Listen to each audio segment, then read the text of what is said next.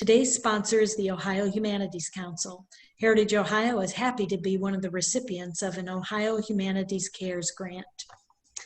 As an attendee to the conference, please remember that you receive a daily email announcing the day's schedule and reminding you that you have access to the recorded versions from prior days, as well as our resource room and vendor hall with additional pre-recorded content, such as a series on funding opportunities, which the Ohio Humanities Council is one of the participants. Go to the Heritage Ohio Eventbrite page where you have the agenda. Scroll down, you will see the vendor hall, pre-recorded sessions, and session recordings from prior days in case you missed something you want to see. So far, it's all just been really super content.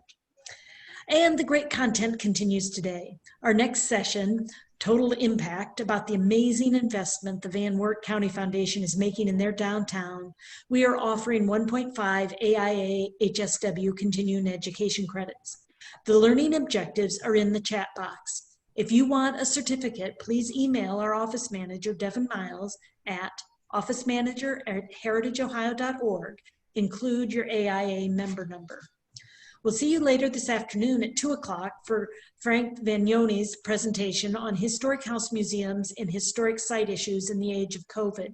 Frank is a very creative guy. He's the founder of Twisted Preservation, and we'll be talking about his family roots in Shawnee and Zanesville. And we'll have a door prize drawing of his, he co-authored the book, The Historic House Museum Anarchist. Our happy hour at 5 o'clock will be The Building Doctor is In.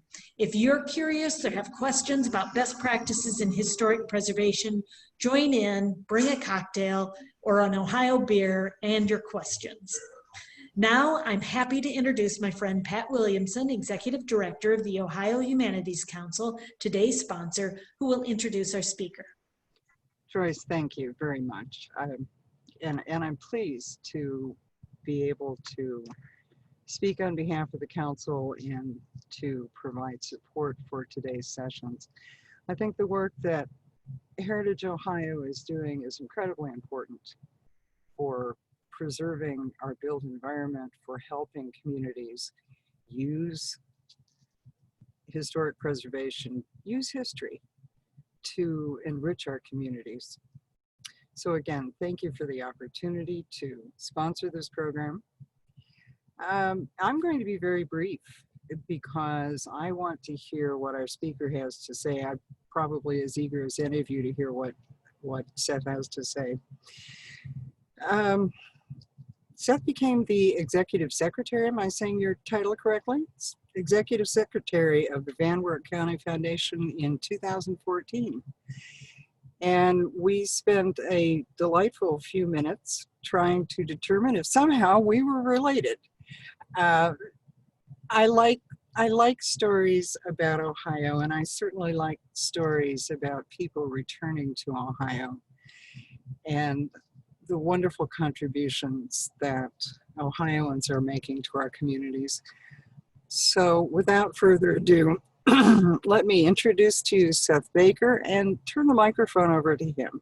Seth, I'm very eager to hear what's happening in Wert County. Well, thank you, Pat. So as before I really dive into the heart of my presentation this morning, I was one of you guys several years ago. Joyce can attest, I was a Main Street manager. That's actually how I returned to my hometown community of Wert. And so that was back, I think, in 2009. So it's been some time. So I've got some deep passion for downtown communities. I'm going to go ahead and start to share my screen and dive into the meat of what we want to talk about today. It is rare. It is rare that I get to talk about something that isn't really started yet. And I think that's unusual for maybe a presentation to this group. So I'm going to preface to say that I am not an expert. We are wading through this as we go. The project that I'm talking about is extremely bold. It's definitely a total impact program. And so we are in the heart of building vibrancy. Again, I've got a lot of preferences This is not something that is for the faint of heart. It has it has caused lots of sleepless nights, and it's also not for those who appreciate a clean desk. Our Main Street manager, Mitch Price, I believe, is on the call today, and he can attest to that. So for those of you who may not know, Van Wert is in Northwest Ohio. It's about halfway between Lima and Fort Wayne and Toledo and Dayton. So that's kind of our navigation point for you. I thought it was important to give some demographics about our community so you can compare to the size of your community. We have a population in our county of about 28,000, so fairly small. Our city population is 10,600. We have a median household income of 52,000, which is just shy of 10,000 less than the U.S. Median household income. And our average age skews slightly older at 41.5. I believe the U.S. median is somewhere 38 point something. And you can see what Ohio's is. So just kind of for reference as you are listening to my story and trying to relate how this might work in your community. So why the Van Wert County Foundation? Who are we? I want to spend a little bit of time on this. Again, you guys are deeply involved in the work of downtown.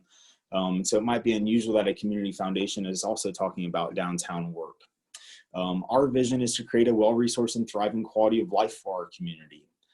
We do this by supporting purposeful endowments, so people leave endowed funds to us, and we inspire collective growth, similar to the project I'm talking about, and building initiatives for the future. So what we're speaking about today is literally right within our wheelhouse. Again, I'm going to put a caveat on this. Most communities have a foundation, so community foundations are community centric. We are focused on Van Wert and in part Paulding counties, but mostly Van Wert. So our financial resources are devoted directly to anything that impacts residents in those communities. We have 85 million in assets right now, actually 89 as of yesterday when I checked. This is an important note. In any given quarter, our asset size flexes up and down, maybe to the amount of 5 million plus or minus. So we've got some big swings. We have several different asset classes that we own. We have non-income producing assets, art and collectibles. We have a vibrant art center. We have a woodland park that we also own. But we also have income producing assets. We are invested mostly in index funds in Wall Street. I'm going to talk about that in a minute. We have 2,700 acres of farm ground. Farmers, I'm a farm kid. I grew up on the farm. Every farmer will tell you, do not sell the farm ground. And so we have had over time, farmers leave their farms to us to be held in perpetuity, protected forever. So that's important. And again, we'll swing right back to this comment as we go through this presentation. That's important. Then we also have life insurance policies and some rental properties rounding out our income assets. Our total annual impact on the Van Wert community is roughly $3 million each year. We give out about $1 million in grants, a little over $1 million in scholarships to about 300 students every year. We invest into our Wassenberg Art Center about $350,000 a year. We have a vibrant performing arts program in our community that we also invest $350,000 into. We have a parkland, Houston Woods, that we own and manage. We've recently completed a $1.7 million park for the community called Franklin Park that we are taking on the long-term capital expenditures for. And then we have also dove into, okay, how can we impact our community organizations in a bigger way than what we can financially? And so we started an impacts program where we're providing nonprofit capacity building workshops directly with our nonprofits. And then we round out kind of our giving with admin expenses and services that we provide to the community. I say all that because we have maxed out on what we are giving to the community. We give as much grants and as many scholarships almost as we can legally allowed to do. So we've been asking ourselves this question. Foundations are typically transactional in nature. We write checks, we receive funds to basically perpetuate someone's passions into the future permanently, how can we go beyond just a transactional experience, and how can we make sure that everything that we do is transformational in nature? And so knowing that we've maxed out our capacity to give, we start to look at, okay, the only other asset or the only other way that we can help our community is through something called impact investing. And this is when you reprioritize your financial resources to generate a measurable, beneficial social or environmental impact while providing a financial return. This is important. I mentioned a few minutes ago that our market flex is anywhere between 5 million plus or minus, depending on what is going on in that quarter. So that's a big number to gain and lose, but in the grand scheme of things, it happens fairly regularly for us. So we believe there's not much risk in carving off a certain percentage of our invested portfolio in Wall Street and investing it in the heart and core of our community. That's not a big risk for us. We know that if we divert investments from Wall Street, that we are not going to have an alpha investment return, and that's okay. I think philanthropic organizations can and should be a part of this conversation because we can afford to invest in returns elsewhere.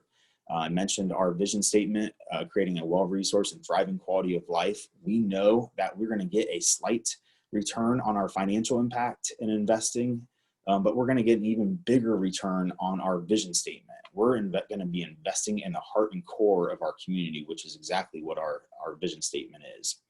And then we know that when we do what the community wants, when we do what they're passionate about, we also get a return in the form of a larger donor base. We have donors who set up endowed funds. And so for us, there's a three-legged reason as to why we're diving into this. Our vision, creating a well-resourced, thriving quality of life for our community, a moderate financial return, and also a return on donor investment. So this brings me to talking about some other community partners. We are a Main Street community. Mitch Price, like I said, is on the call, has thrown up some quick highlights of the successes they had. Main Street for years has done a great job of building the toolkit. We would not be able to do what we are doing now without having had Main Street in place, I think going all the way back to 2004, and it's been very slow and methodical. They've hit some things out of the park. It's fun to walk downtown right now. We have new speaker systems. Our hanging baskets and plants are amazing this year.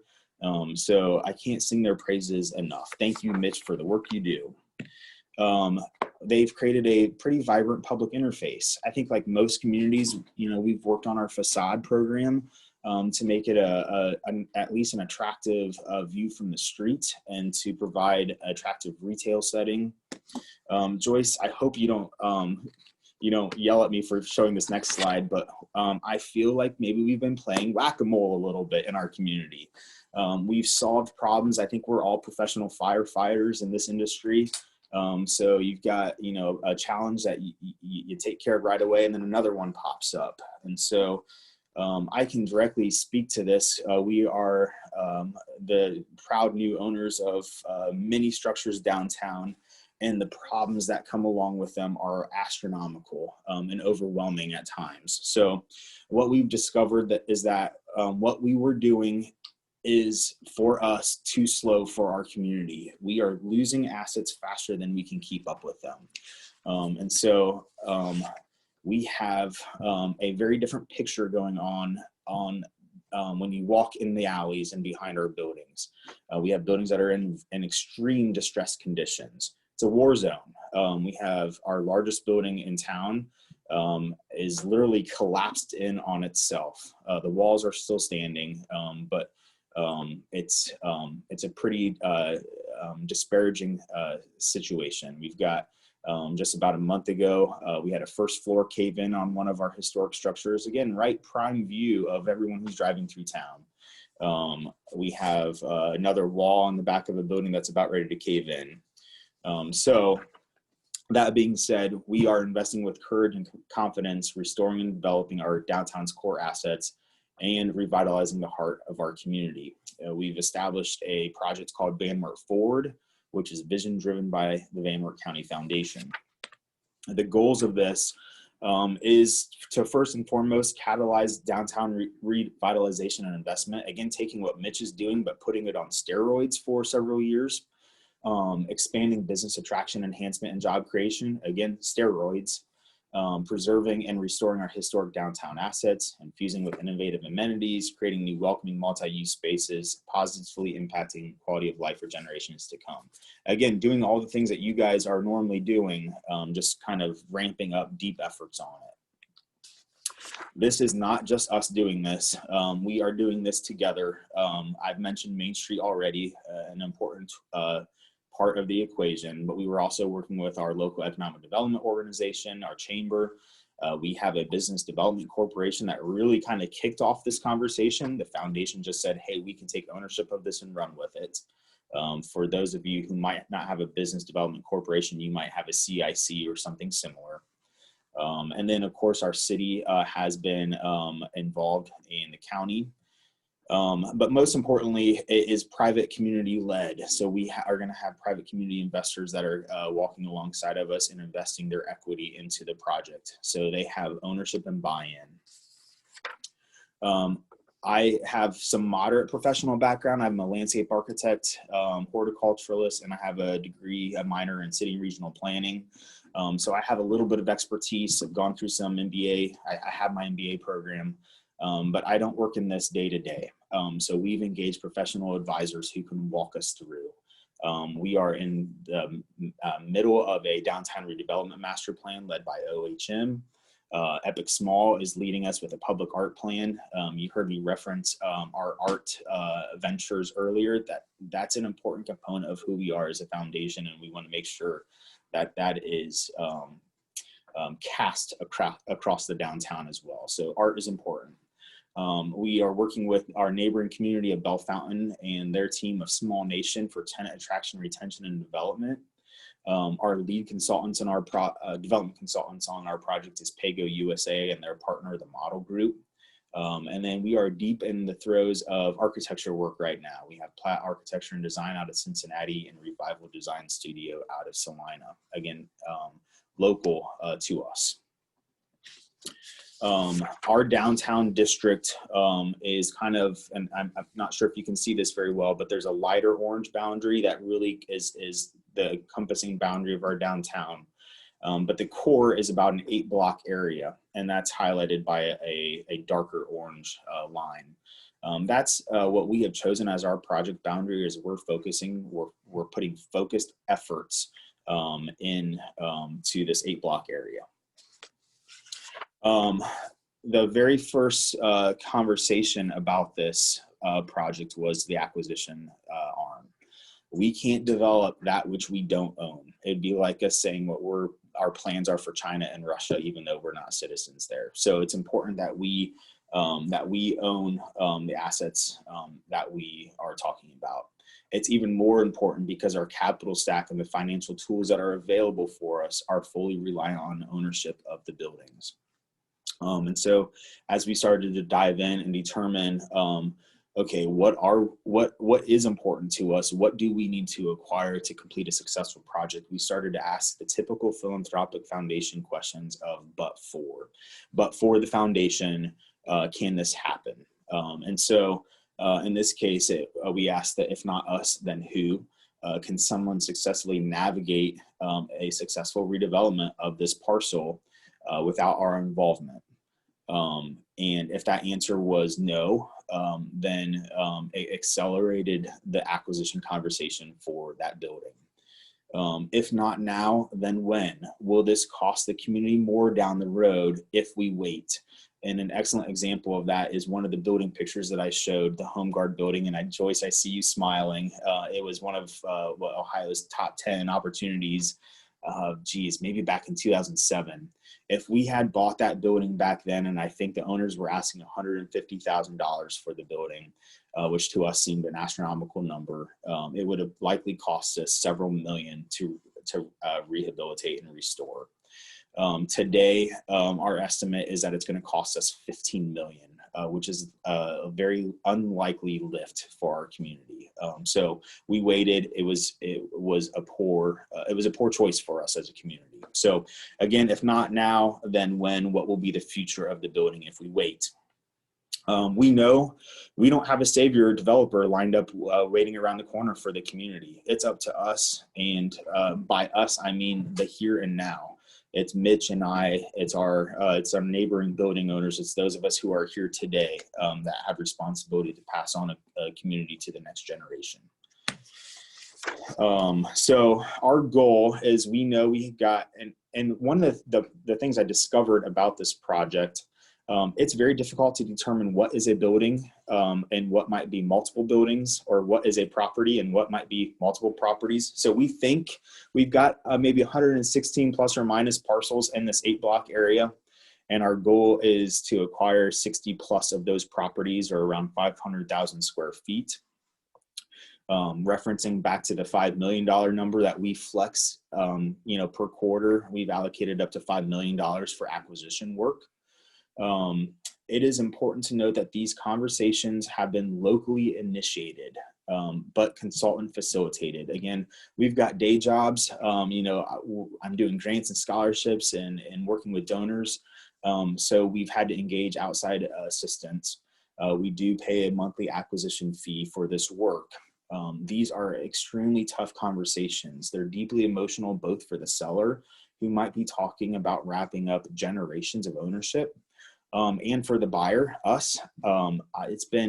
We've been in this conversation for the last year and 4 months, I think. So it's been fast moving. I think we've been purchasing buildings for literally a year, and many sleepless nights, many tears, many happy moments though, and celebrations of businesses and building owners who have, tried to at least preserve their structure so it could be transferred to the next generation.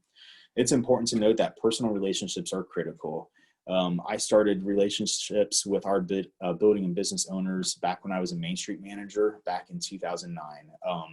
And so they know me, I know them. And even better, it allows me to be very transparent, open, and vulnerable. And when you're talking about very deep personal conversations, that is important. I will frequently say that these have been the best BR&E visits that we've ever done. We have found out about businesses who were wanting to sell to a new business owner and didn't know how to accomplish that. We found out about businesses who wanted to literally close up and retire, but had deep guilt about leaving an empty building on Main Street and not knowing what to do with it. We've found out about businesses who want to grow and expand, but are kind of trapped in their current location and need some assistance with that. So business retention and expansion is what BR&E is. And so it's basically a touch point with your businesses. So really great. I hope that Main Street has been able to really glean some of that information for us, and hopefully have found it a vital part of the project that we're working on. This is a multi-phase, multi-year, multi-million-dollar project. We've currently acquired 40 properties, again, all within the last year, so it's been aggressive. My desk has been a disaster. We hired Pago USA and their partner, the Model Group, as our lead development consultant. The Model Group, I think, is known for some of their work in the Over the Rhine neighborhood in the kind of north of downtown Cincinnati. They also recently completed a neighboring project of ours called the Landing in downtown Fort Wayne, which has really spurred some creative redevelopment in downtown Fort Wayne. We know that our selected buildings will be restored and reimagined as mixed-use properties. Our goal is that they are Class A facilities at the end of the day, both from residential and from commercial standpoints. Here's a quick map of the buildings that we've acquired. The buildings in yellow are all under Wert County Foundation control. Those in the blue are institutional organizations, churches, government, parking, all that kind of good stuff. So you can see we have acquired a good chunk of that 8-block area for this project. We know that out of the 40 rough properties that we've acquired, half of those spaces are not active, viable business locations unless significant improvements are made. And Mitch can attest to this, we have businesses that would open tomorrow if we had move-in ready space. Again, that goes back to Main Street doing their job. So we know that this project, our intent is to provide turnkey commercial spaces, spaces that when a business walks in Mitch's door and says, I want to open up a business, can literally sign a lease, walk in tomorrow and flip on the lights and be ready to do their job. We know we will have high density residential units as part of this project, and also white box locations for customization. Those will largely be the larger scale spaces that are going to be more customized and difficult to fill. Potential uses for this space includes dining, entertainment areas with maker spaces, co-work facilities, and a targeted innovation zone.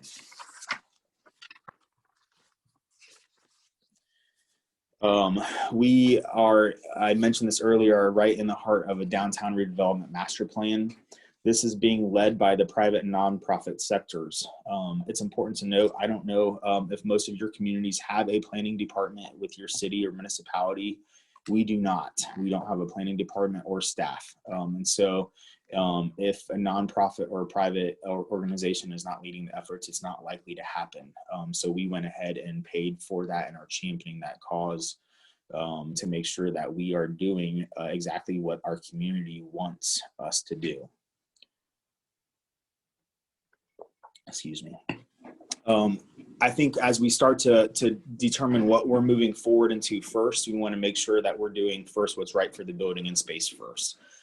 We are historic preservationists. That's why we have gathered here to talk about preserving our history and character of our communities. So that's important.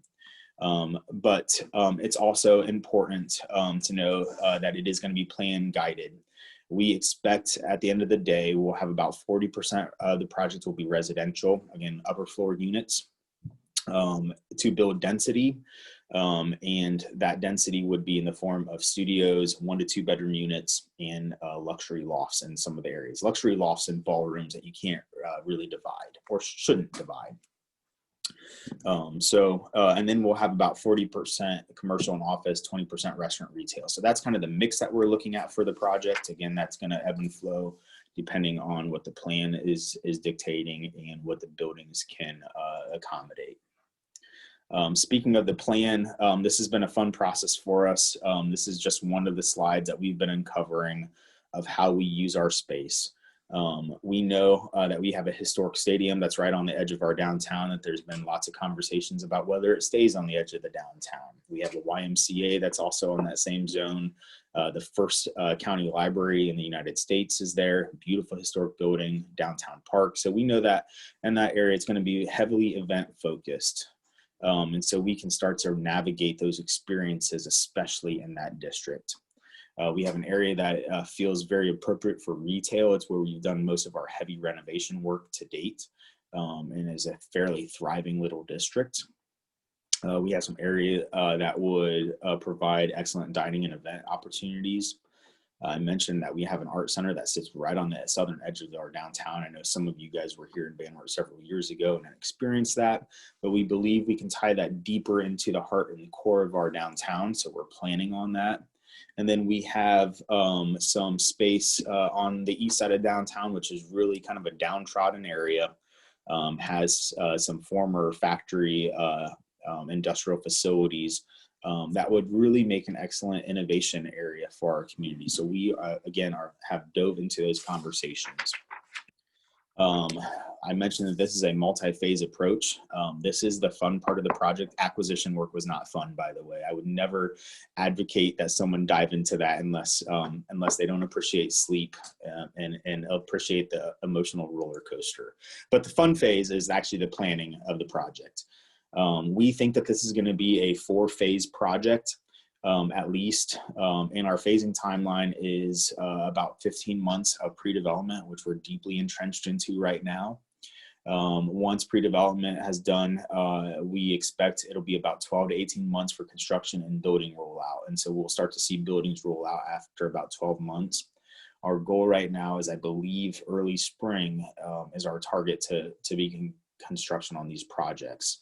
And then once we finish pre-development work, we'll roll right into pre-development work for another phase until, we're content on where we're at as a community, which is probably not ever going to be the case. It's probably a permanent project, Joyce. Phasing strategies. We put a lot of thought into what do we start with first. And so there's some questions we started to ask ourselves. First, what assets are we going to lose if we don't take immediate action now?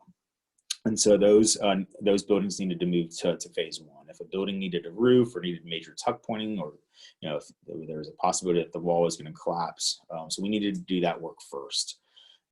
We needed to do work that would make it an easier lift for investors later. We understand that as we start to take advantage of tax credits, it's likely we won't have some of those opportunities in later phases.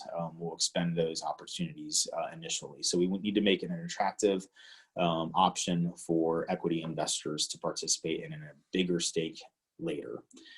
We needed to understand what the demand was for the space. Did we have a business who actively needed the space? And if that's the case, we're going to bump that building up to an earlier phase. And then understanding what tools are available for our community. Again, going back to that toolkit that Main Street built for us. This might be a little bit hard to understand. We are in the middle of applying for to be on the National Register for Historic District. The bulk of our project is going to be within that district, so that's just an automatic overlay for us. We have a chunk of our community that sits within a new market tax credit eligible area. That's the area that is highlighted in pink. It does not encompass the whole downtown. That new market area is census driven. So if you are not advocating for your community to participate in census, this is the reason why you should. It affects the viability of projects right in the heart and soul of your downtown. Our southeastern cluster of our downtown is at a disadvantage because we can't take advantage of up to maybe 30% of the project cost that new market tax credits will provide for it. So that's important. And then everything that's in a hatched area is in an opportunity zone, which is going to provide increased returns for equity investors in that area. So our target to start is really in that northern section on the north side of Main Street, and somewhat on the western side of Washington Street as well. So that's kind of how we have said, hey, here's how we're going to start. This is a potential phasing map for us. This is actually pretty close to being locked in. The blue buildings are what's likely going to be in phase one. It's important for us to start kind of at major intersections in our downtown. That's the high visible areas. Those are some of the bigger structures. Again, some structures that have significant serious challenges to them. So blue, phase one, green would be phase two buildings potentially, and then anything in orange would be a future phase 3 or 4. It has been a race to get to this point. Some of you know that there is a SHPO, State Historic Preservation Office, submission round due on Friday. We have had architecture work going on 20 of these buildings. So we've had as-built done, which is an awesome resource for our downtown. I don't think we've ever had plans for the majority of our buildings downtown. And so being able to have those, first of all, was worth it. Second of all, we have to have, I think, up to 50% schematic designs ready for Friday submission on 20 of these buildings. So it's been a fun, challenging process. We're finding out about the nooks and crannies of every building space and maybe why things were done or were not done in the past. That architecture submission is for both phase one and some phase two work as well. We wanted to be fairly flexible in what we could do going forward. I mentioned that this is possibly 4 phases. Each of these phases are going to likely cost around $20 million. For us as a community, we think that's a lift we can do. $20 million is a scary number, not as scary as the ultimate total revitalization goal of 80 million. So we're starting to kind of break it down into pieces. There's a new term in the development world that is new for me anyways, and that's the capital stack, which is how you put a project together. Again, I've only learned these because of probably 10 years of interaction with Heritage Ohio and other organizations around the state that are talking about how to piece a project together. We're not experts, we engaged experts. So I can talk moderately about some of these, but we expect investor equity of about 3.38. Which is basically the foundation. We can use our acquisition costs of the buildings. We can use the costs that we have put in for architecture work. We have some other private equity investors coming in from the community, corporations and individuals. We expect there to be debt on this project. We're going to take out debt and finance the project. We would expect some kind of a local contribution, whether that's a TIF or special, downtown improvement district. And then we're relying fairly heavily on tax credit work. New market tax credits can provide up to 30% of the project is what we're anticipating. We have historic tax credits that might round out about 24% of the project. And then there's grants that are available both at a state, federal, and through other foundations as well. Not our grants. Again, we've maxed out on what we can give in grants. So it's kind of putting all the pieces together. And this is not something that you can learn overnight. It just takes a long time to kind of piece these thoughts together. I wanted to talk briefly about the joint venture structure. So the Wert County Foundation is a nonprofit 501c3 organization, just like most of your Main Street organizations are. We can't reap the benefit of tax credits. So we've created a for-profit joint venture called Van Wert Forward. This might be very similar. Some of you might be familiar with Cincinnati and the 3CDC organization, where it's a private public joint venture project. At the end of the day, Van Wert Forward will be the end owner of the real estate. Then the foundation has also created and will invest into a separate organization called Van Wert Forward Management LLC, which will be 100% owned by the foundation. That management LLC and other investment partners will then invest into Van Wert Forward. So there's several legal structures that are in place for this. It's important to note, to attract other equity investors, they're looking for a real return on their dollars. You're not going to lure someone with a 4% return on a project, so it needs to be market rate. They're expecting at least a return of maybe 8 to 10% on a project. The foundation is going to take second seat to that and may not have a return for several years on the project. So that's important to note. Again, going back to our return is on our vision statement and through future donor funds that we receive when we do the right thing. We know that Van Wert Forward will be the primary vehicle that will receive those equity and tax credit benefits. Over time, Van Wert County Foundation will then become the sole owner of Van Wert Forward. And why this is important is solely back to our mission. We know that these community assets will be fully and permanently owned and controlled by the community, not by someone else. And so what we're doing is, in essence, permanently endowing our downtown, much like our farm ground. When our farmers say, hey, don't ever sell the farm ground, don't sell your downtown, don't give it away to someone. You can be in control of that. And so that's what we're doing. A lot of other details I've kind of ran through what we're doing. Rely on the experts. I'm not an expert in this. If you ask me deep questions about finance, I'm going to trip and stumble. I'm going to have to go and look for those answers. But I do know we've had problems with years on comparables downtown. We've had buildings that have been selling at historically for years at rock bottom prices because there's no comparables. And so we are fixing that problem as a result of what we've done. So that won't be a problem going forward. Cap rate, which if you were to actually ask me in depth what that is, I'd probably stumble a little bit, but it's a ratio between your net operating income at the end of the day for that project and the original capital cost or the current market value. In a rural area, this number is going to be higher than in an urban area. And again, low population area. The demand for the spaces is not as high, so that cap rate is going to be higher. So those are important numbers to understand.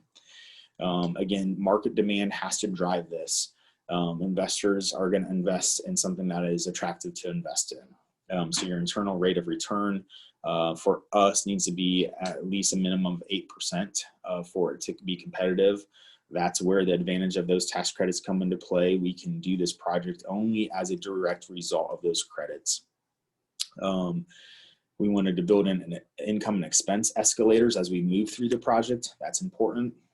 We need to plan for vacancy. We're targeting maybe a 7% residential, 10% commercial vacancy rate. I don't know yet if that's realistic. We'll discover that as we dive and go through phase one. There's ratios. You hear your financial people talking about ratios all the time, your debt service coverage, income expense ratios. And so that's important. The other thing that's important is building in a replacement reserve. We know if we do these projects now, if you're a homeowner, and I told my wife I needed to give you the caveat that if I have paint all over me, it's because I've been working to restore and preserve a historic home that we're getting ready to list maybe within the next week or so. And so fun projects, but we know as building owners that you always have something to replace and work on. And so we're going to build that cost right into our capital structure. So when we get to the point of needing to replace roofs in the future or doing additional work on the building, that we've planned for that and we're not scrambling to come up with the funds for that in the future. So that's important. The other thing that for us is good to know is we are a very nimble team here at the foundation. For years, it has been myself and several staff members. We have a marketing person on board and two other folks in the office who are managing scholarships and grants and day-to-day operations. I call them our gatekeepers. Ramping up quickly on your team is important for a project like this. We hired a property manager. We spent a lot of time making sure that we had a great fit for that. Our marketing department has ramped up significant efforts. We've gone out of house. We've done some stuff in-house. And so that's important. And then our gatekeepers and financial team, huge accolades for the work that they do on the project. So a lot of championing going on this project.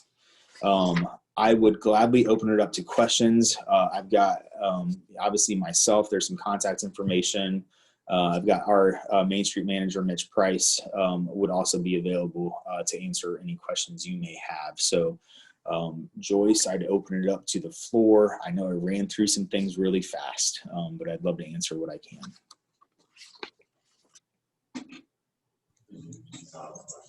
Yeah, thank you so much, Seth. Frank is going to monitor the questions. Please type them into the question box. And I think we have our first one. Do you have it? Great, thank you. So Susie asks, well, she says, I appreciate your presentation today, as I think we all did. Our community foundation is just starting to get involved with our Main Street organization. Do you have any advice on how to get them more involved? Well, I've got a little bit of insider information as a Main Street manager from the past. When I came on at the foundation, we were kind of a very rigid group, doing the typical banking finance perspective of a foundation, but not really deeply engaged and ingrained in community work. I'm a downtown advocate. I will always be a downtown advocate. And so whether or not I try to, I'm always kind of preaching the downtown. And so it took years of conversations with our board. We have multiple community development organizations that we have long been pushing to be under the same roof. And so we actually started a conversation several years ago about this, about purchasing some white elephant buildings in our downtown. At the time, the board said, hey, if we're going to spend $2 million on a building, it needs to serve the whole community. And they shut the conversation down, and there was no more conversation about a downtown building. We really dove into this project, again, in part with the Business Development Corporation, who had said, hey, no one else is investing financially into our downtown. Main Street is doing a great job, but they don't have the financial resources to invest. If we don't pick it up, who's going to do this? And so they kicked that conversation off. Several of my trustees were also on the Business Development Corporation, as am I. And so those conversations just started to naturally occur. Years of hand holding. I think the other important thing is to note is that you all have institutional organizations in your community who have large asset size. Again, we're not giving away the dollars, we are shifting investments. So back to your question, Susie, community foundations, I interact with them around the state of Ohio. Impact investing is a relatively new conversation for us in community foundations.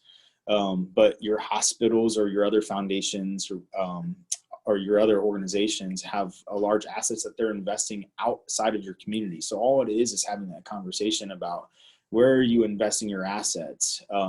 Can you invest a portion of your assets in the heart of your community, and will it cause will you take a financial hit from it? Foundations, like many investment organizations, those dollars and cents conversations really matter. For us, then we had gone through a lengthy revisioning process. And so our vision statement is relatively new to us. And because we did that, it was easy buy-in because we had spent months having these difficult conversations about the community and what we should be focused on. So once we found our focus, our true north, this was an easy fit for us. So just continue to have those conversations. I would hope that you've got some board members who are shared board members of that foundation that can champion your cause as well. So that's important.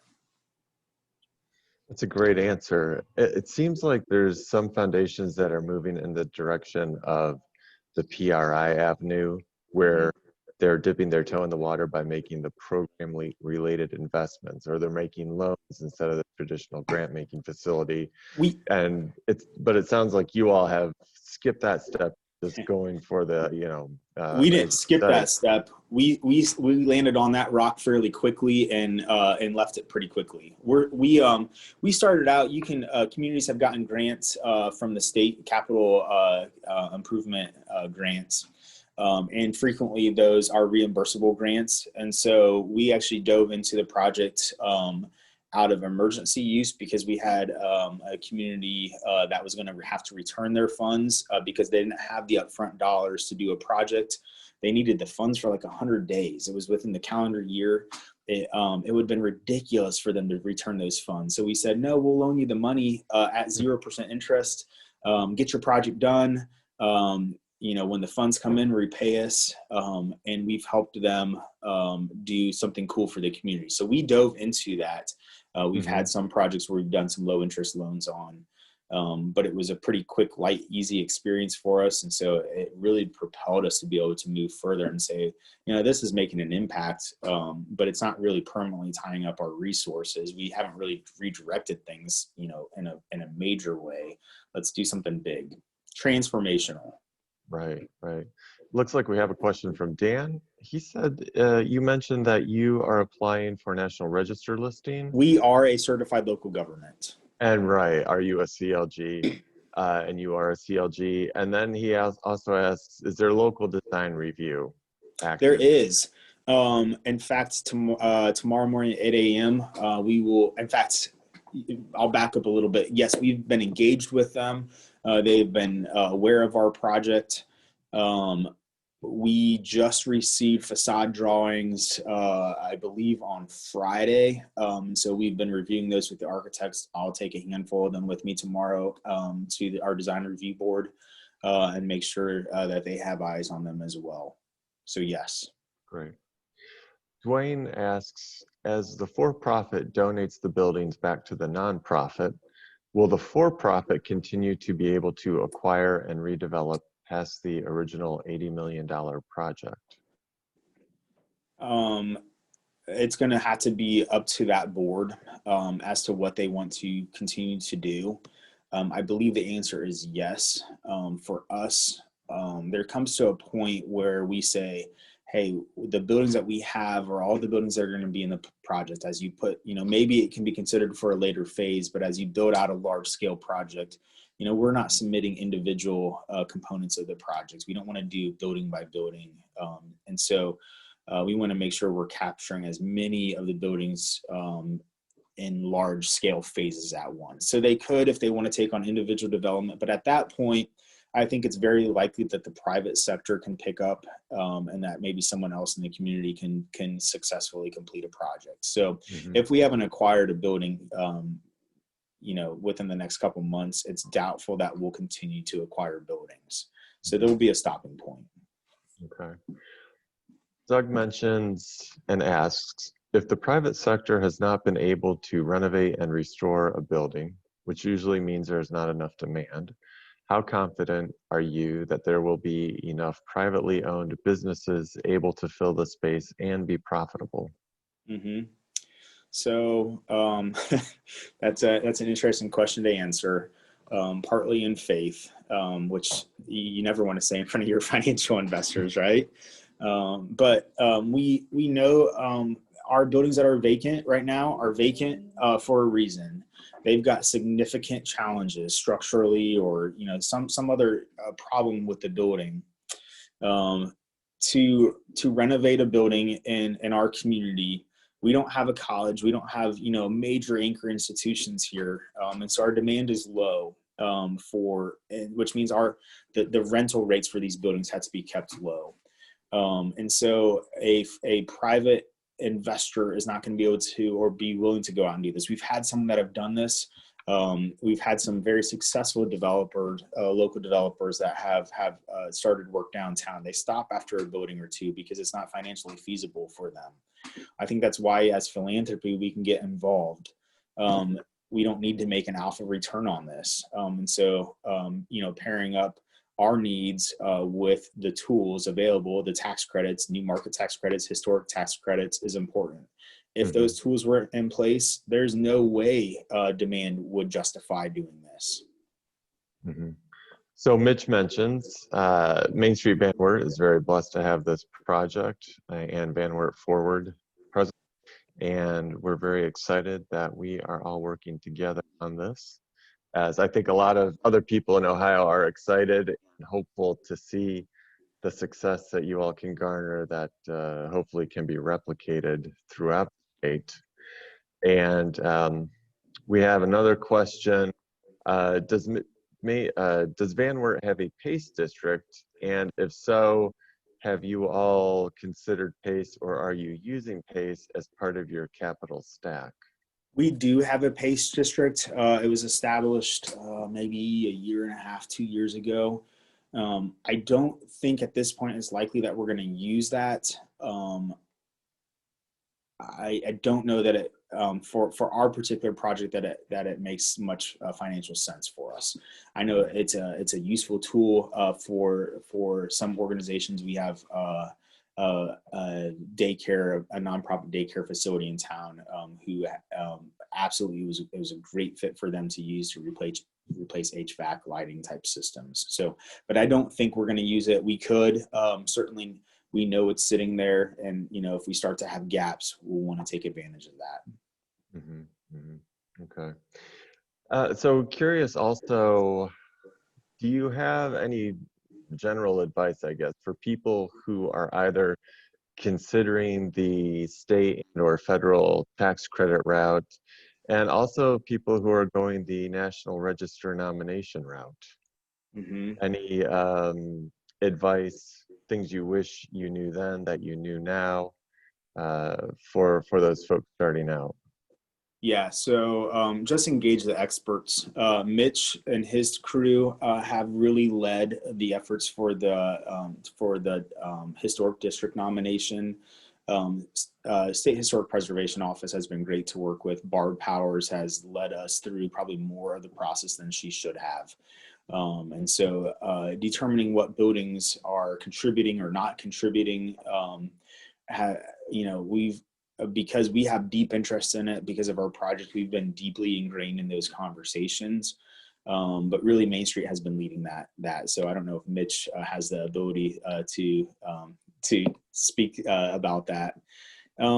The historic tax credit work, again, leaning heavily on our developer, especially Jason Chamley with the model group has been walking us through these. Having someone who has been through this and does this regularly gives me some peace of mind. I'm not an expert. I will miss something. The architects have been deeply involved, and they also, They've been on the conversation with us with State Historic Preservation Office. We've had State Historic Preservation Office boots on the ground in the buildings to walk around with. And as an owner, that's been important that I'm walking around with them and hearing their conversations. I've got obviously a historic passion for those buildings. So I want to hear kind of their take on what, should or should not occur on a building. So just being as deeply engaged with the project as you can is important, and then relying on the experts for the rest. Letting some of that control go. My desk is a disaster as it is. I don't need more project buildup. Just a reminder from Devin that we do have AIA HSW credits parade for all of you architects out there for this session. So don't forget to take care of your certification process with Devin. So, and is Mitch out there? Are you interested in providing some further commentary on the question? If so, just raise your hand or just go ahead and barge in there. We have a question. Have you considered a downtown redevelopment district? We are considering that. It is not in place yet. That's certainly been a conversation of ours. We haven't really led a charge to do that yet. And I think once we get the historic nomination off Mitch's desk, we'll probably dive into the redevelopment district conversation. So Mitch, FYI. All right. So I see Mitch has said he'd like to talk. Is he unmuted? Can you hear me? Yeah, we hear you. Yeah, I guess I would just add to that. This whole thing obviously didn't start overnight. It's been a long process. Seth has been, working his tail off on this thing, and to just see it step by step, and we've been through every step. It's really I've learned a lot through it. Like Seth has, he's probably felt more of the drain on going in the building businesses and talking to them about their future. And those are tough questions, but questions that need to be answered. So we are very fortunate to have the foundation, to have Van Wert Forward and Seth's staff. National Register comment. I am so glad September 18th can't come soon enough. I am ready to get that off of our desk. Barb Powers, I said, she has been awesome. She is my hero in all this, and she has gone above and beyond. I mean, I think me and Seth were emailing her, or she was emailing us about 10 p.m. last night, back and forth, still getting information and gathering information. So that process hasn't been the smoothest, but we feel like we're in the finish line for that too. So, this whole thing started, well, Seth, how long has it, what has the process been, you think? We started in very early conversations back in April of 2019. So a year and 4 months. We bought our first building the tail end of July last year. So it's been rapid. Yeah. And just, I just remember being in that first meeting and you're thinking, this is awesome. This is great. So how's it going to work? And like Seth said, there's still some stuff that, that they're learning on the fly, but that's a good thing. That's not a bad thing. So, I would, Seth and his team has done a great job of, getting every detailed, and there is a lot of work to be done, but I've learned a lot through the process. I think I was pretty green when it all started, and I feel like I'm maybe a darker green. So, but I'm excited. I mean, Van Wert, you're going to see the downtown's going to change dramatically for the best, and Main Street's excited. So all of my members are very excited. We've had to be very strategic, and that's something that really as a foundation we had to book down on to talk about how we're going to use tools, when we're going to implement the use of the tools, when we're going to have a conversation about something, what the appropriate time is. We've had to shelve some thoughts as we move forward. Someone's asked a question about the PACE, whether that's a tool for us. We've kind of shelved that for the time being. The redevelopment district, Again, being strategic about when we pull the lever for that tool. I know there's the option of putting a DORA in place.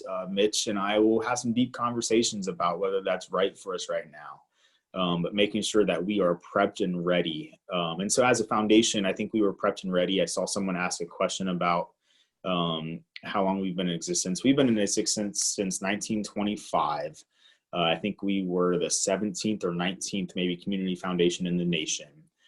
So it's given us some time to acquire those assets. And foundations usually go through a kind of a quiet growth period. And so we went through for years just through real quiet growth and putting all the tools and pieces together. Main Street has, since I think 2004 has been slowly putting those pieces together. And at some point it will click and lock in your community and they'll say, hey, we've got all these tools at our fingertips. Now let's use them. Mm-hmm. Yeah, Doug's question. Amazing that in around 100 years for a small community foundation, you have an $83 million asset base. Mm-hmm. So what a testament to the folks who have gone before you and who lead today. And we have a question. Seth, can you expand on your statements about the foundation's mission and vision statements to make decisions for investing? Plus, how do you make choices for transformational investments? And what kind of criteria determines if a purchase can be transformational? Those are some very big questions. They are subjective questions. I think it's what's important for us is we're a small community, so our ears are to the ground. We're deeply engaged with the organizations that are around us, and we're right we're in the trenches. And so I think we have competitive grant processes, and so we'll get competitive grants. That might make a moderate impact. It can allow a nonprofit to keep moving forward. But every round there's some kind of a project that passes the desk that says this could make a huge impact or a huge change on the community if we provide resources for that. So it's kind of case by case conversations.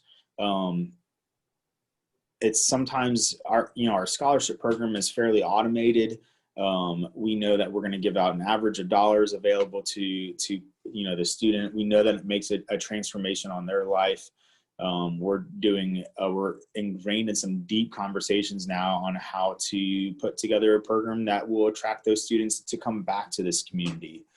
And that's maybe one of the conversations that led, well, why is the foundation involved in this? Because we're paying $1 million a year for our students to leave our community and never come back.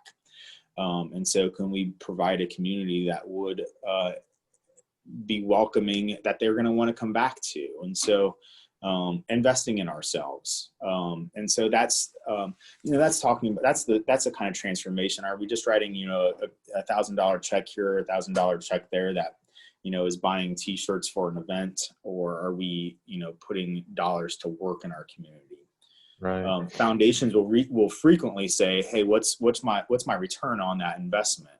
Who else is giving to a project? Who else is really spurring and championing the efforts? And so those are very deep and real conversations. They're tough conversations. I think you would think giving away money would be the easiest thing I do. It's probably one of the toughest things I do.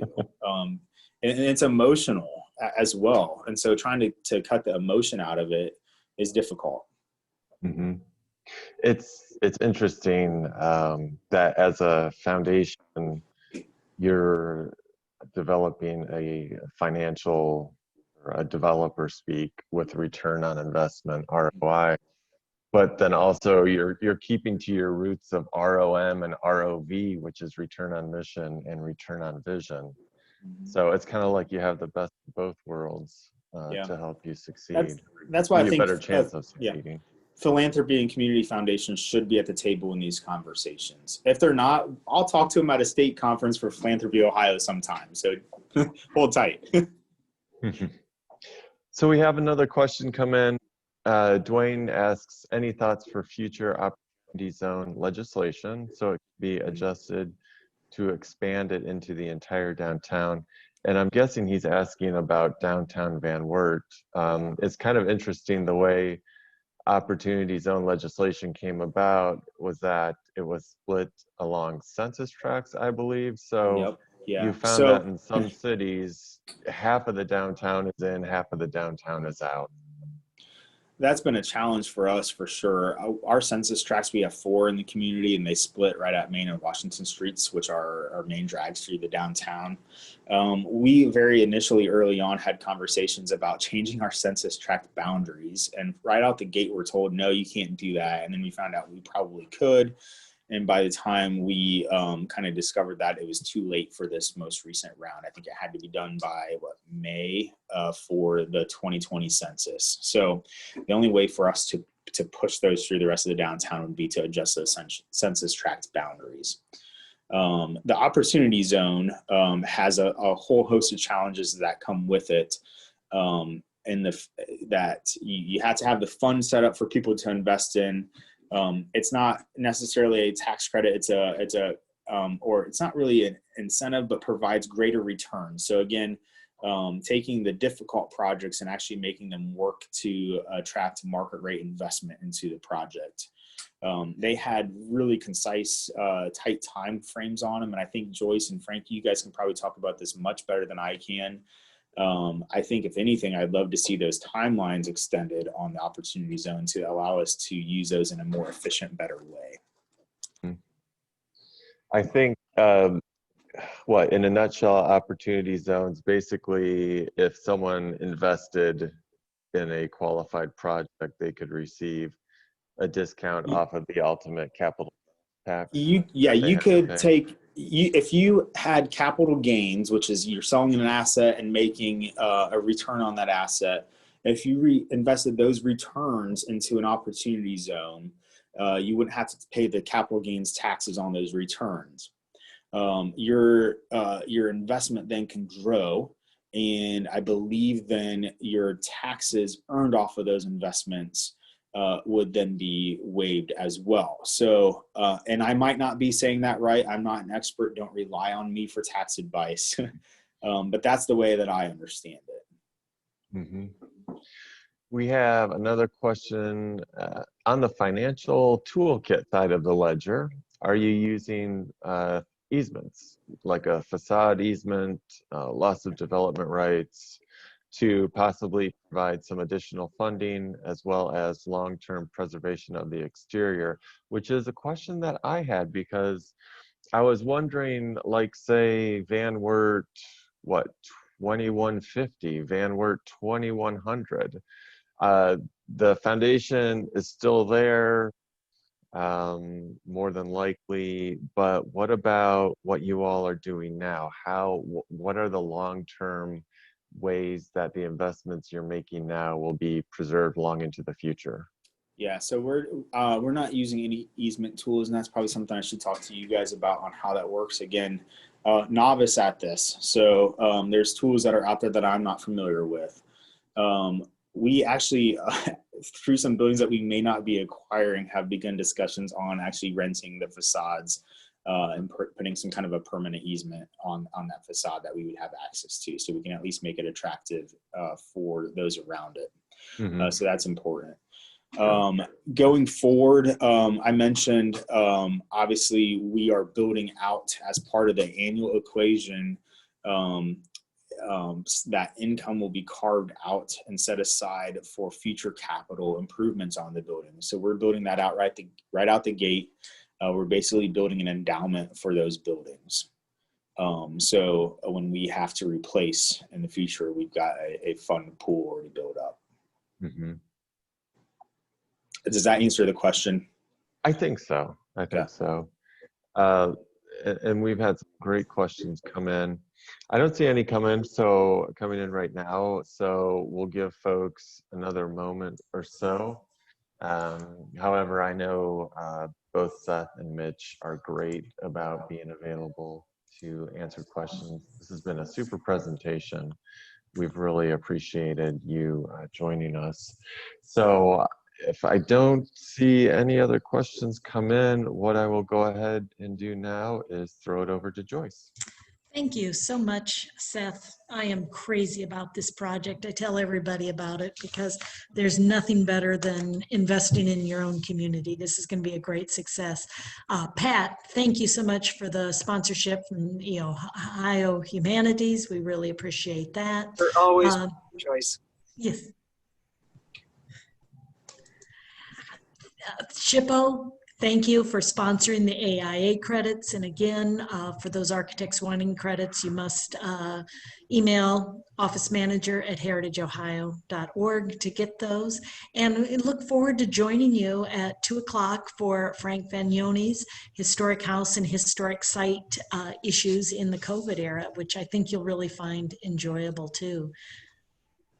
Did we have a question come in? Thank you. Oh, there's one more question here. So could you talk a little bit more about the acquisition process and how you built buy-in from the community? That's a deep question, so let's take it. Oh my goodness. It was a painful process. We had some wins and we had some losses. Right out the gate, marketing and communicating is extremely important. We controlled that narrative pretty tightly.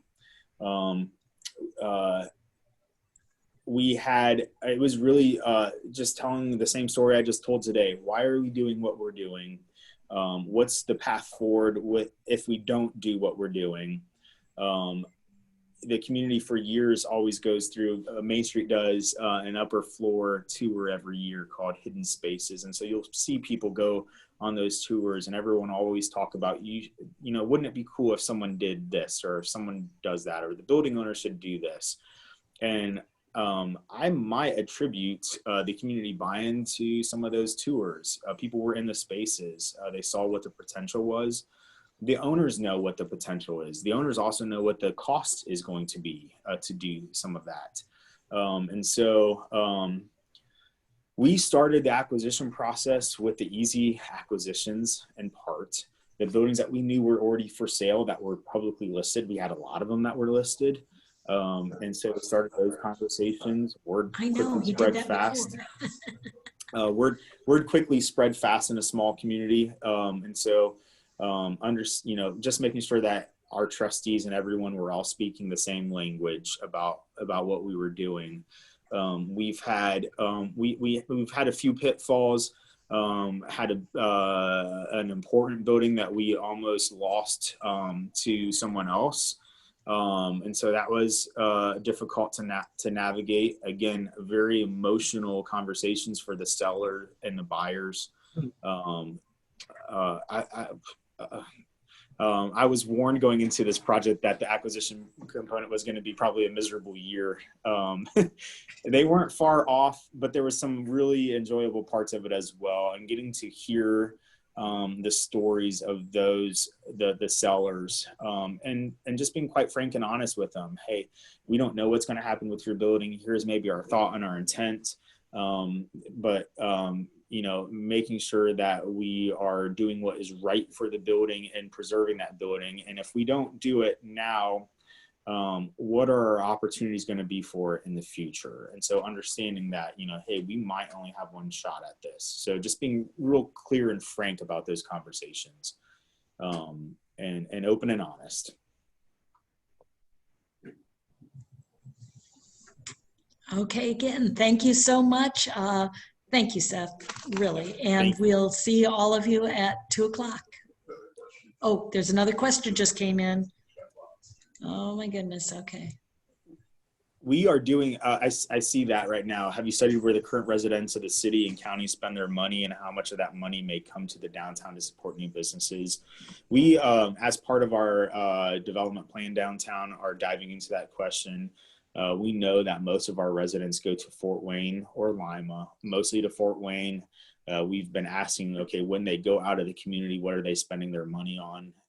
Food, grocery, that kind of thing. So we're actively in the trenches of discovery on that.